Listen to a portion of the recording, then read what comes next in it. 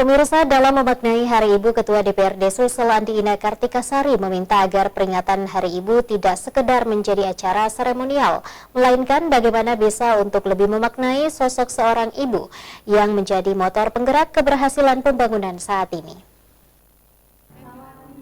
Tanggal 22 Desember selalu jadi momentum spesial peringatan Hari Ibu di Indonesia, tak terkecuali di Sulawesi Selatan. Hari Ibu menjadi momentum untuk memberikan kontribusi terbaik karena perempuan sekarang telah menjelma menjadi motor penggerak keberhasilan pembangunan saat ini maupun yang akan datang.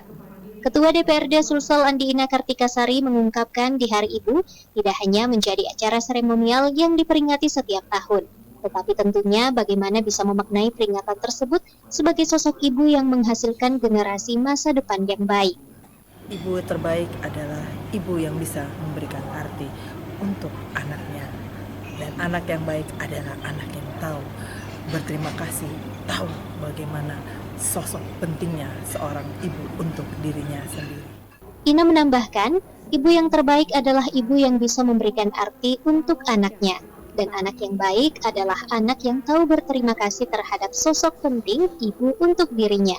Ardi Jaho, Slebes TV.